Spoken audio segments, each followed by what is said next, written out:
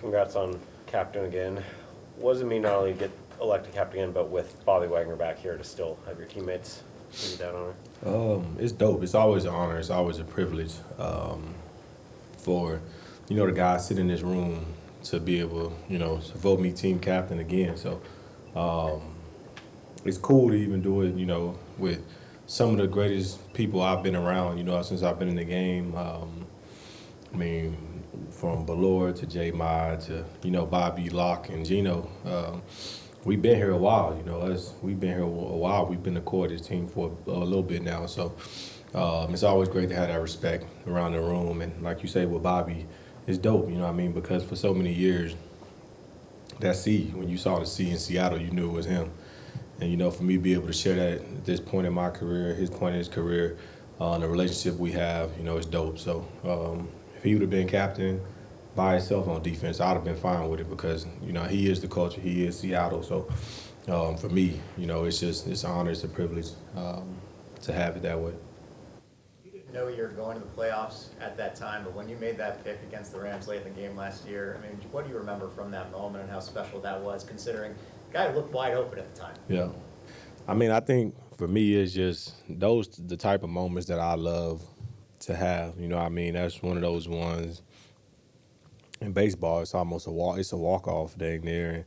And, basketball is like, Kobe, LeBron, and Mike, they hit a game winner. So anytime you can do something like that, and it's bigger than me at the end of the day, I gave our offense a chance to go down and score, and you got to, commend Locke and Gino and DK and the offensive line. Those guys went down there and scored, and we won the game. So it wasn't all about me, but just to be able to make that type of play in that moment was definitely special. And you always remember those plays, but, I'm sure they have some cooking up for me this week, knowing that I've got them a few times.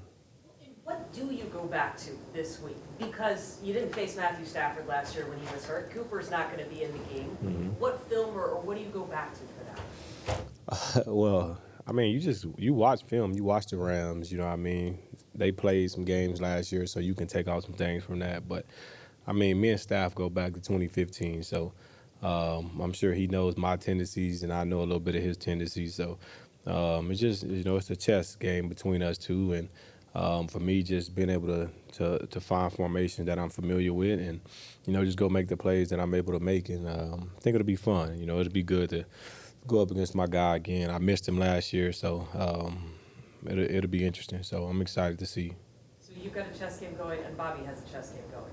Yeah. A lot of chess games going on. That's what we do. That's what we do. I think the older you get, the more you realize, your brain is really the most powerful thing out there. And, if you know what's going on, you can go make plays and do different things when you see different formations. So they know Bobby because obviously he was there. And, they know me. I've been playing against these guys for 5 years now. So we all pretty familiar with each other. Did Matthew hear from you after you pick him off sometime? Me and Staff, I know the last time we played him in L.A., me and him got into it a little bit, a little trash talk, but that was normal for us. That's one of those things where it's just kind of how me and him bonded in Detroit, kind of talk trash to each other, Texas guys, and just enjoy it. But, me and Nine, we'll have our trash talk. We'll talk, and I definitely still got to send him those 2 balls from 2021 to get those signed for sure. Has Kobe come to you for any advice, kind of making that corner nickel safety transition that he's made now? No doubt. He sits beside me in meetings now, and I just try to talk him through the in and outs of what's going on, and just try to ease his mind with that transition because same thing Glover Quinn did for me. That's what I'm trying to do for him, and at the end of the day, the NFL is what the NFL is. You always see guys that remind you of yourself, and I always told you guys Kobe reminded me of myself from the jump. So I'm excited to see him. I'm excited to see him go. He's just so multiple, and I told him, yeah, you might be playing 6, 7 positions, but I did the same thing early in my career, and you find a place and you make a home at it, and you make yourself the best in the world at it. So just enjoy the process, learn as much as you can playing these different positions, and when your time comes to settle in that one position, be great at that. What was the tougher transition for you since you've experienced that, going from outside corner to slot or moving to safety? What was the tougher move for you? I think for me, probably going from outside to slot because it's totally different from when you're out on that island. It's cool, you know what I mean? You don't have a receiver. He ain't really got a three-way go, you know what I mean? But when you go inside, you got a three-way go. You got run fits, you know what I mean? You got to know what the D lineman's done. You got to do all that different stuff. So luckily for me, I made that transition in college. So it was a little bit easier for me, but it was, it's difficult going inside, outside. And some of those guys that can follow guys inside, outside, those are the special ones. So that probably was the hardest transition. Along those lines, Devin's been asked to do that here during camp. And so what have you seen from him when he's been able to be out there making that move into the nickel spot and how he's handled it? I mean, he's natural. You can see the natural footwork, the instincts.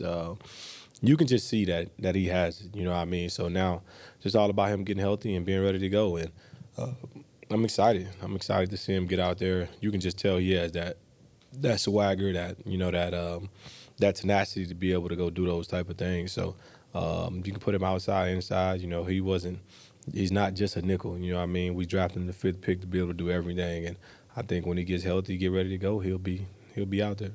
How much more important is that position now in today's NFL? It used to kind of be a niche position, so to speak. How much more important is that even now compared to when you came into the league with the way things have changed?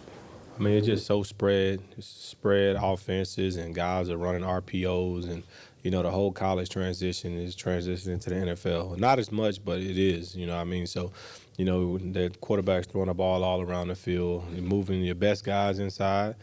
Your best guys can play inside, outside, and it's good to have people that can play inside and outside. So it's about the same. When I came to the league 2015, we played predominantly nickel, and I was on the field at least 70% of the time. So it's about the same thing. How's the rapport kind of come along with working with Julian Love as the other safety through camp? I mean, it's been good. It's been really good. Jay Love is a smart individual, and the things that that he doesn't get right there, I can go explain it to him. He understands it. So it's been good. It's been good to have him in the building. It's been good to have somebody that's me and Maul, we can be real high strong sometimes, and kind of have Jay Love there where he really don't say too much but make smart comments.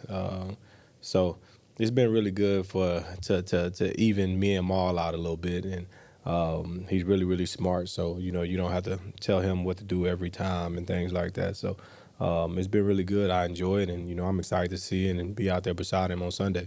As someone who yourself made a quick comeback from an injury, how impressive is what Jordan Brooks has done? I know it's a different injury, but just to get hurt at the end of the season and be back out here. I mean, the guy's different. I remember texting him in like June or May. And I was like, I seen him running, and I'm just like, shit, I wouldn't even want to race you right now, you know what I mean? And it was only 6 months after surgery. So for him, he's one of those guys that he loves the game. He's dedicated to it.